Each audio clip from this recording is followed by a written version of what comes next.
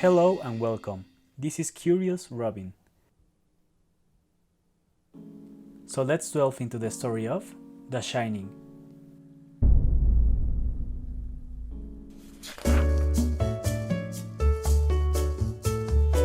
One of Stephen King's first and most famous novels, published in 1977. The book tells the story of the Torrance family, formed by Jack, his wife Wendy, and their young son Danny. The plot follows these characters' long-term stay in the Overlook Hotel, a haunted resort that will slowly try to drive them insane.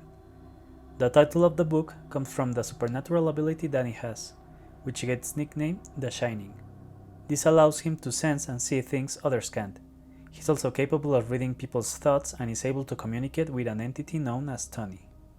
As time progresses, the dark history of the hotel is unraveled and the tension between the family members increases, especially with Jack, who appears to be going crazy.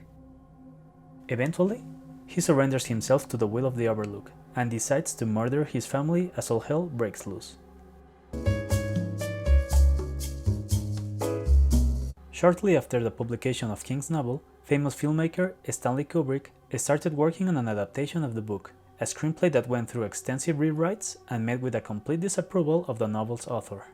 As with many other Kubrick films, The Shining, which premiered in the summer of 1980, is also surrounded by wild theories and interpretations. Because I want to focus more on the narrative aspects of both the novel and its adaptation, I would like to present a quick montage of some of the speculations that exist around the film.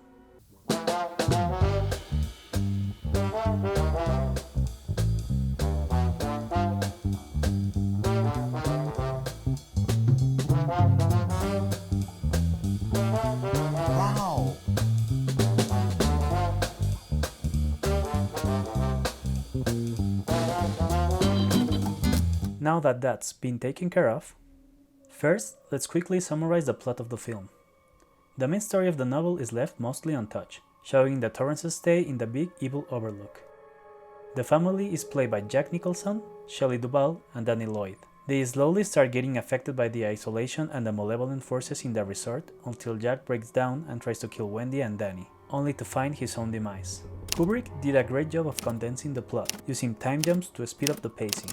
He also got rid of unnecessary scenes and dialogue that filled the novel like sawdust, making the story in the book feel overlong and slow. For me, the strongest aspect of this adaptation is the atmosphere, crafted with an extreme attention to detail. The movie itself is not scary but rather creepy and unsettling, building the tension throughout its whole duration without ever breaking it. No small task. The horror of the film does not rely on jumpscares or gory violence. It is built thanks to this. The large, empty, and well-lit spaces of the Overlook. The slow camera movements, the echoing music.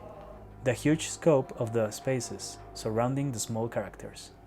These narrative choices lets us fill these rooms with whatever conceivable nightmare our mind can think of. Sometimes the things we imagine can be worse than what is really there, lurking in the corner.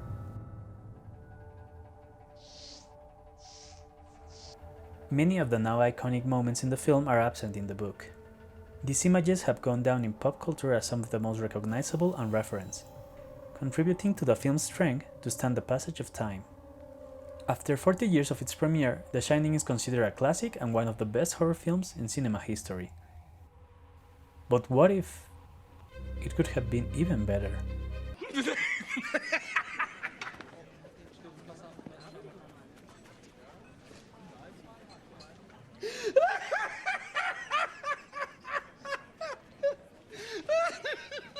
The author of the novel has strongly voiced his dislike towards the film for many reasons, mostly due to the important changes in the plot and other aspects of the story. On the film, Stephen King said, "The movie has no heart, there's no center to the picture. I brought the book as a tragedy, and if it was a tragedy, it was because all the people loved each other. Here, it seems there's no tragedy, because there's nothing to be lost." When I researched why King disliked Kubrick's version, I slowly discovered that I agreed with him in many ways. I believe there are aspects that could have improved an already beloved film. Jack's character is very well developed in the novel, not only because there's more time dedicated to him compared to the movie, but because he's presented as a complex person, an individual with strengths and flaws, a struggling alcoholic that's constantly fighting his inner demons. He's genuinely trying to do what's best for his family, and when he finally gives in to the power of the Overlook, his pain feels genuine and tragic. In the movie, well, the character feels insane from the beginning, not only because he's played by Jack Nicholson. We all know he can give great performances regarding wacky roles, but because this version of the character is completely flat. There's no real change for him. His drinking is briefly mentioned in the film, but we never see him struggling in any way, almost as if the Overlook didn't even need to corrupt him. It would have been more powerful and added more depth to his character if we initially saw him as a man who loves his family, but gradually begins to lose himself in the darkness of the Overlook, until the real horror is unleashed.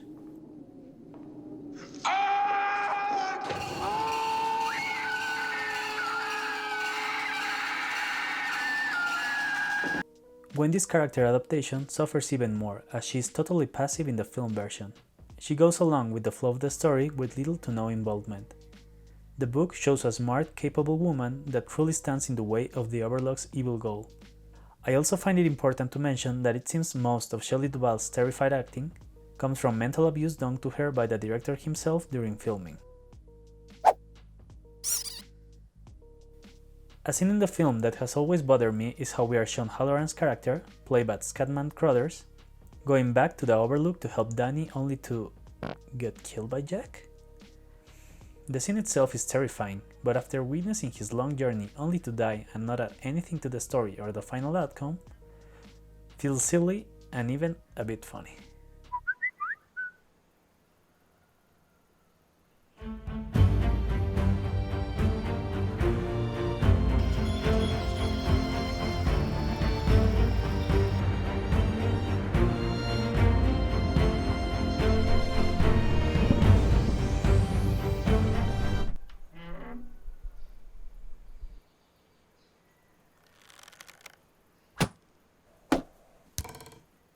You thought I was going to get killed?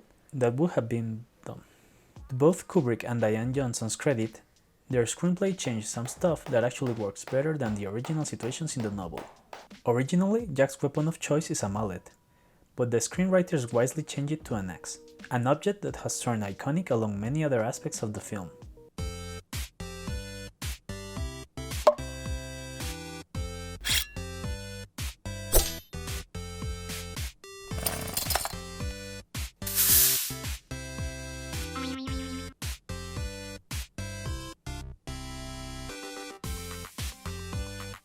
Another infamous moment in the book reveals that the hotel's topiary animals can actually come to life and serve as guardians of the Overlook. The movie version completely removed this cartoonish idea and turned it into the chilling hedge maze where the climax of the film takes place. A good reminder that objects coming to life, one of Stephen King's tropes, is actually not scary at all. Lastly, in the book, the Overlook is defeated as Jack and every other entity that inhabit it forget that they constantly need to relieve the pressure of the hotel's old unstable boiler, causing it to explode and destroy the whole place. The Overlook finally beaten. The characters casually forgetting about this important and previously established aspect in the plot feels extremely lazy and dumb. Imagine the Marshmallow Man in Ghostbusters being defeated because he didn't remember to get his insulin shot, or Thanos casually forgetting to recharge the Infinity Gauntlet, allowing the Avengers to beat him.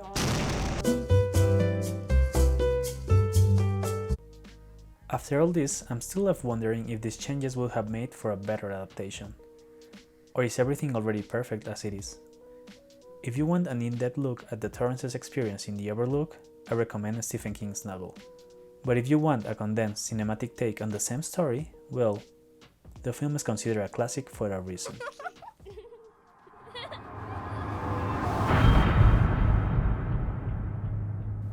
Oh boy. I'm the Curious Robin. Until we meet again. If you like the content, consider subscribing to the channel.